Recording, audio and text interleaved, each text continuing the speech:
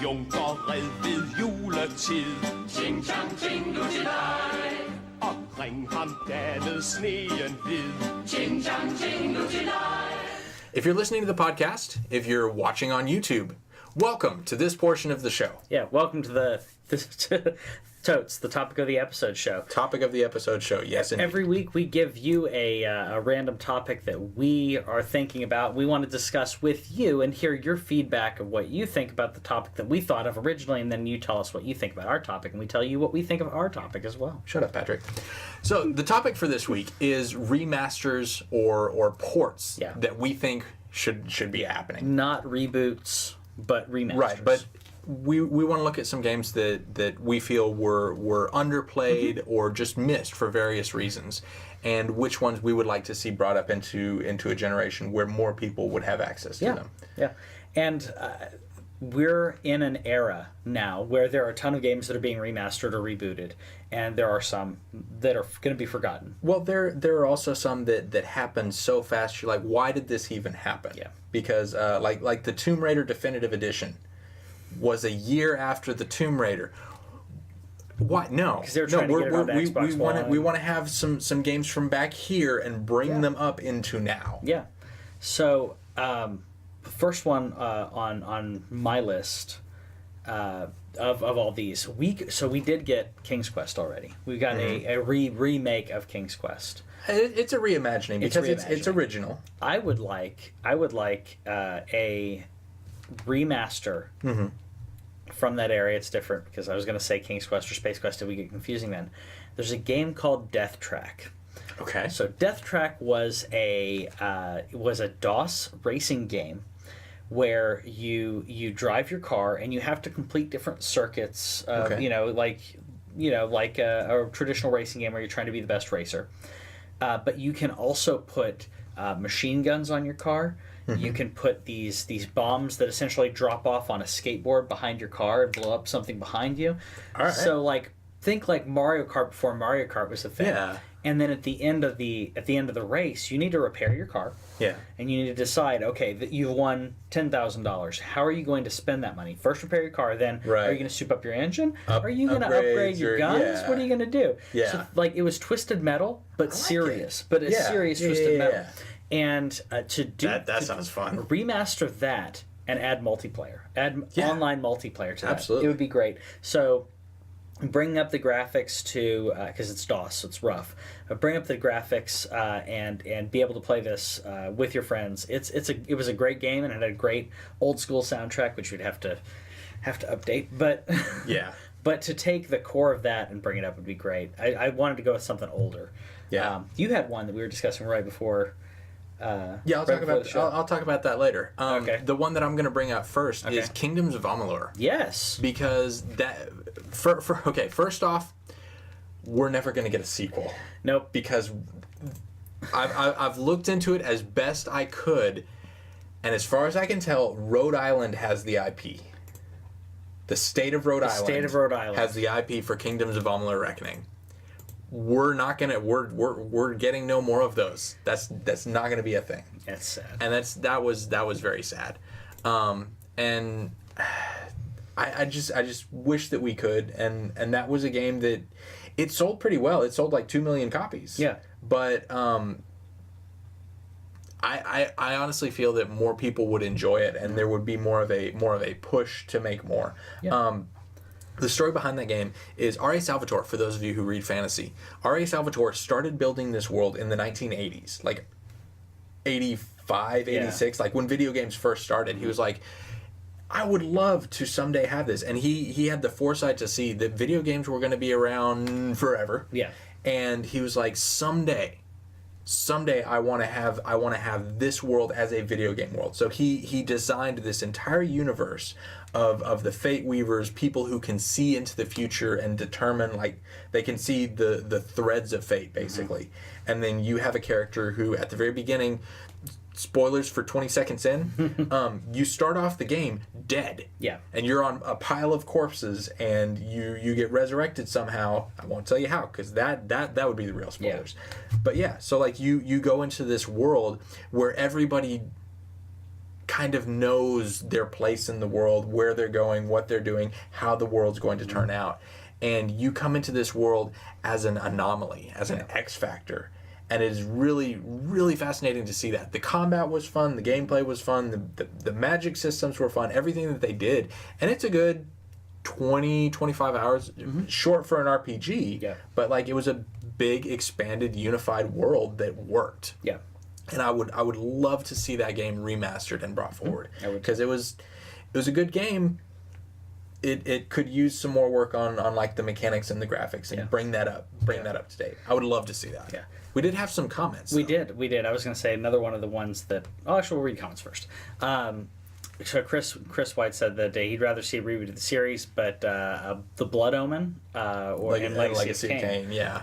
Which I would agree with. That's a series that rebooting would be fantastic, but a remaster would be wonderful for these. Yeah. It's something that a lot of people didn't play, and to bring it to console would be fantastic because I don't believe those are both PC. Right? No, that was on PlayStation. Was it on PlayStation? Like original PlayStation. I missed those, I guess. Yeah, Legacy of Kain was on PlayStation. Okay, I was thinking PC. Okay, I missed it then. Yeah, it was pretty fun, and it's also a really fun series because like the Devil May Cry kind of brings the demon goth whatever things. Legacy of Kain and Blood Omen, like you are playing. You're a vampire. And you're devouring souls and like I always pictured.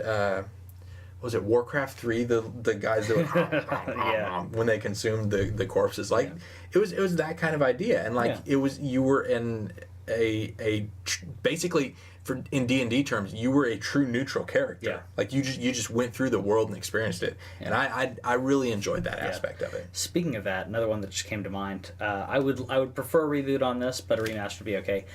Vampire the Masquerade.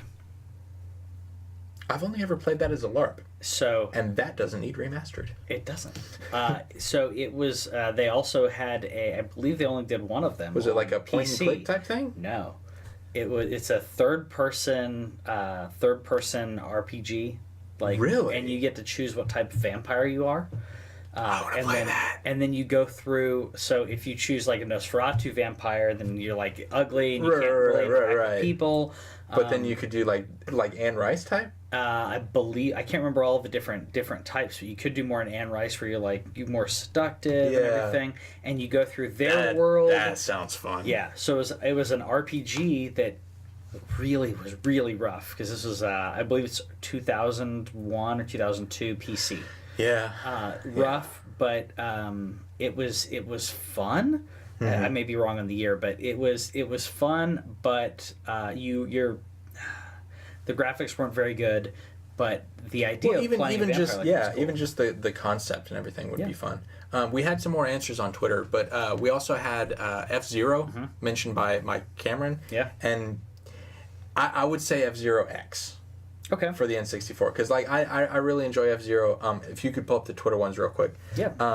But yeah, like the FZero series, like the first two, the one for the Super Nintendo and the N64, in my mind, better than the GameCube one and the 3DS one. Like they were prettier, but like the core gameplay was not up there where it was.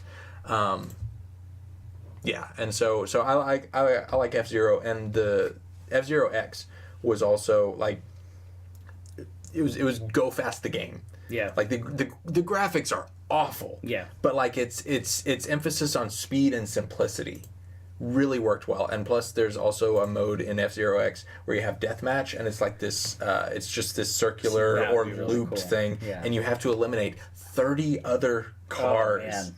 You have unlimited boosts. And you get recharged regularly. And like I said, the track is very simple, but you just go through and knock them off. Okay, put that in today. Yeah. When we could have 30 players, multiplayer online, all trying to eliminate each other. That'd be pretty that's cool. going to be wildly chaotic. And like, for those of you who have actually watched me play games, like I don't get super emotional, but if I get into like the top 10, I'm gonna be freaking out. Yeah. And that sounds like a lot of fun to me. So yes, good suggestion. Good suggestion by Cameron. Yeah. Because the FZero series definitely could be brought up. Yeah. Duncan mentioned on Twitter wanted to see Mule, Mule, Yeah. which we were discussing. It's a 1983 DOS game, Yep. and it's quite old, and it was by Electronic Arts, and it's some craziness. Yeah, I played a lot of DOS games like this, but man, like this one dug deep. When we were talking about different DOS games and everything, I thought about Is the sound coming through on that, or is that? what is that? Okay, I don't know. Huh. But anyway, Sorry, we had a sound issue. MULE, there are some really weird DOS games that would be fun. Yeah. I would like to see Carmen Sandiego. Where in time is Carmen Sandiego Or Where in specifically? the World was good too. Those were the good educational Mm-hmm. games. That and learning about the dangers of dysentery. Oh sure, From Oregon Trail. From Oregon Trail, which Yeah. I love that you can play that on browser now. Yeah. It's fantastic. But like there are some, like there were a lot of educational games that are kind of questionable now. But I feel like Where in Time is Carmen Sandiego. Like have that, and like that could also teach people how to Google stuff properly. yeah, and how to fact check. How to fact check where reliable sources are, and so do that. But and have an extension to your Chrome browser Yeah. that blocks Wikipedia. Ooh, That's my idea for That'd be another interesting. remaster. And then Jake from at Snake Madness says Super Mario RPG or Legend of Dragoon. And Super Mario RPG is another one of those that were never. Okay, you can say whatever you want about Paper Mario and everything. was supposed to be the It's their version of a continuation of their version of this thing. Yeah. But yeah, Super Mario RPG is the best of those games. Yeah. And we never got a sequel like that. Yeah, I agree. I'd love to see that. Yeah. I would like to see Super Mario RPG remastered without Mallow. Okay. That little cloud can just jump right off a cliff and float down to wherever he wants. The fact that Super Mario RPG and Super Mario World continue to be some of the top games that are repurchased for Yeah, Nintendo yeah, or digital absolutely. console. The only one That's saying something. The only one that ranks up from them is Super Mario 3. Mm-hmm. So or an All Stars if you can grab that, but Yeah. that's saying something that these games rank so high that people keep rebuying them that way. Yeah. It would work. And then my last suggestion is one that you probably knew this was coming. He did. Yep. Demon Souls. Yeah. Demon Souls came out for PS3 and it became a cult favorite. Like trying to play it now is kind of difficult. Like even then it was pretty, but we knew it was also fuzzy. Like there's a lot of effects that are deliberately meant to obscure your character or to obscure what's happening around. Yeah. And like honestly, you don't really need to do anything to the mechanics. Yeah. Like because the control system for Demon Souls is the same as for Dark Souls 3. Yeah. 4 games later, they're still using the same control scheme and setup and That's everything. tight. That's fine. Yeah. You don't need to update anything there. You just need to give us some servers that are still on and functional, and let us play that now. Yeah. Because the Dark Souls series is the one that really kind of caught the torchlight, and Yes. everybody was aware of it of the series after that. Not to get too hipster, but Demon Souls is the original, and there's a reason that one became Dark Souls. Yeah. Demon Souls was a special situation. It was only on the PlayStation 3. Xbox users, PC users Yeah. need to be able to play this game. Yeah, they really Now, do. I would love to see that happen. I believe now isn't Demon Souls now on PlayStation now? No. Oh, that's right. You're thinking Dark. No, I thought it was on there. No. Was it Dark Souls? I keep checking. We were talking about one that recently hit PlayStation View. I thought it was Demon Souls. No. One that recently hit PlayStation Now, so you could actually play it. It was the first time a PC user could play it. I thought Was it Red Dead? I thought it was because Red Dead's on Xbox as well. Right, There but that's was- not on PC. I could have sworn it was a Souls Okay. game. But anyway, yeah, Demon Souls is just that is the reason for PlayStation Now existence. Yeah. Is to be able to expand that to a wider audience. So that's my biggest one. I'd throw in the other one that I'd throw in, you could do this as a 2-pack or individually. We got a Skyrim remaster.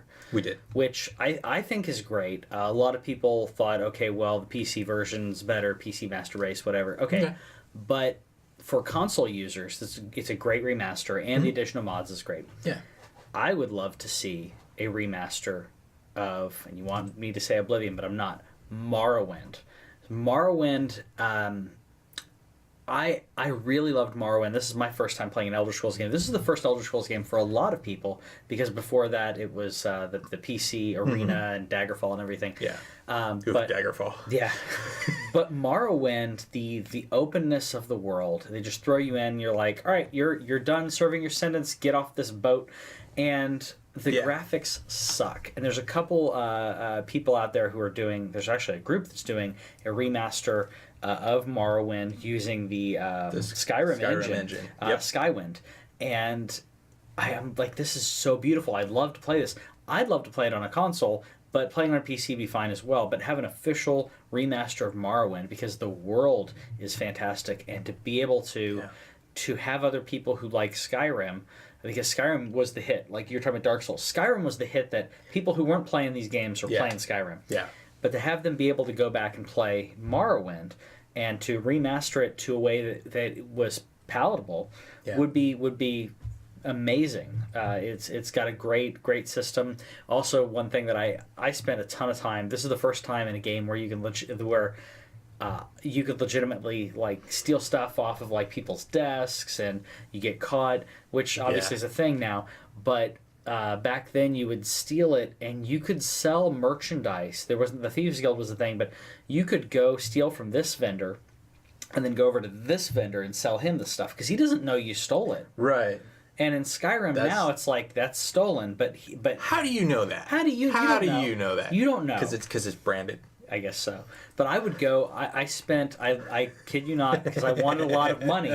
So I spent time, I clean out this vendor, and then I'd go over to this other vendor, and then every now and then you'd screw up, and you'd accidentally sell him back to the... And as soon as you open up your inventory, and you're like, I want to, let's sell some stuff, immediately he's like, you thief, and like calling the guards. That's like, oh, crap. Awesome. But... And that's why you don't steal stuff in real life. And that's why you don't steal stuff in real life, because they'll catch you. Yeah. But like you said, you wouldn't know if I stole 15 bastard swords from this guy and I sold it to this other guy on a different part of the continent. Yeah. You shouldn't know. But I loved that game for a ton of reasons. Skyrim remaster is great, but I'd love a Morrowind remaster, maybe Oblivion, maybe a package deal of those. That'd be amazing. I'd play it. Yeah. So let us know in the comments down on YouTube what it is that you like. Check on the Twitch chat too. Yeah. But yeah, so that is our topic of the episode show for this week. Yep. Thank you. Thank you guys so much, and we'll see you guys next year. We love you.